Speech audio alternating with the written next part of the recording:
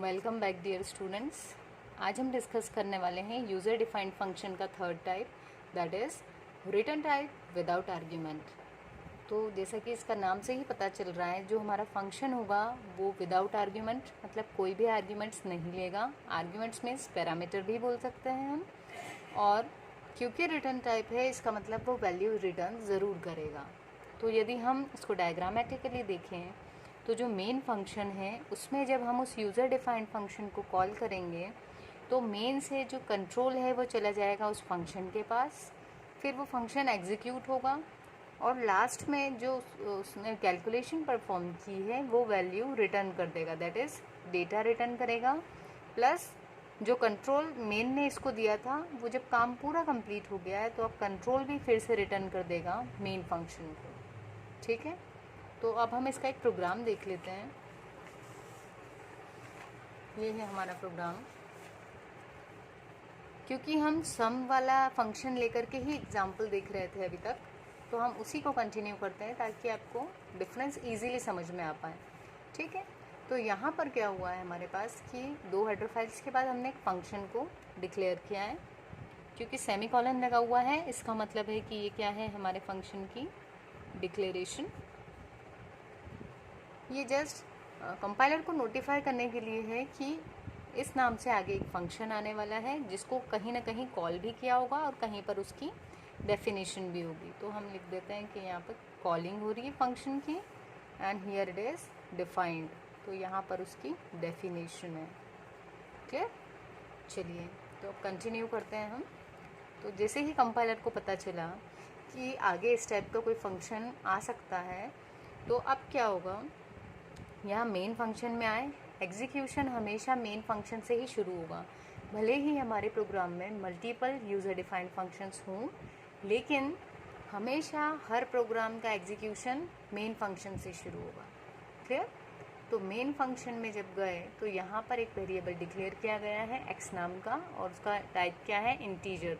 इसको हमने इंटीजर क्यों लिया है, क्योंकि जो हमारा सम नाम का फंक्शन है वो इंटीजर वैल्यू को रिटर्न करने वाला है, और जब कोई वैल्यू रिटर्न करने वाला होता है तो हमारे पास उस वैल्यू को होल्ड करने के लिए या कैच करने के लिए उसी टाइप का एक वेरिएबल होना चाहिए।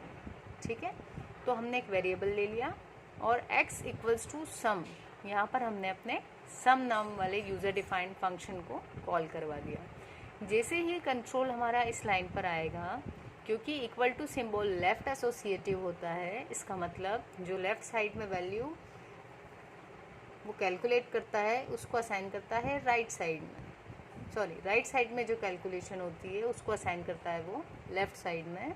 तो इसलिए क्या होगा कि जैसे ही यहाँ पर आया कंट्रोल, तो पहले इस फंक्शन की वैल्यू अपने को रिटर्न लेके आनी है, तब तो हम x में असाइन कर पाएंगे।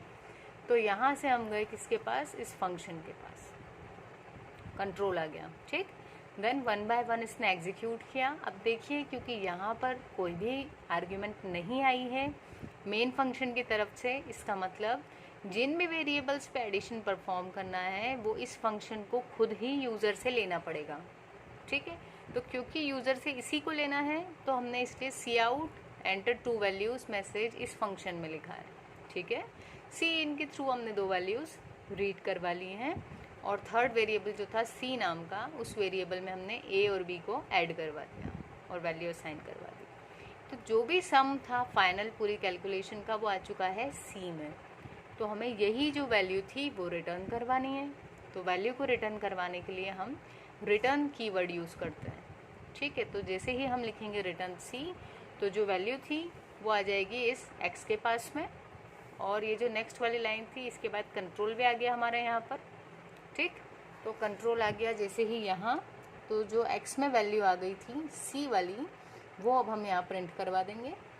ठीक, sum is equals to X, और गेट सी एच करके हम अपने मेन प्रोग्राम से बाहर हो जाएंगे। तो आई थिंक आपको क्लियर हुआ होगा। ये था हमारा रिटर्न टाइप विदाउट आर्ग्यूमेंट का यूज़र डिफाइंड फंक्शन।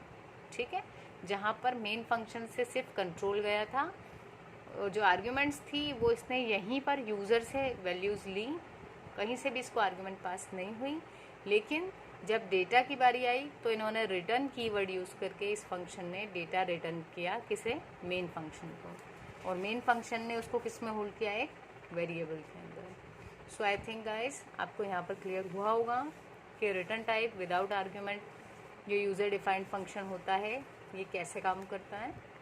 यदि आपको वीडियो समझ में आई हो तो इसको ज़रूर लाइक करें, शेयर करें फ्रेंड्स के साथ और चैनल को सब्सक्राइब करें। Thank you.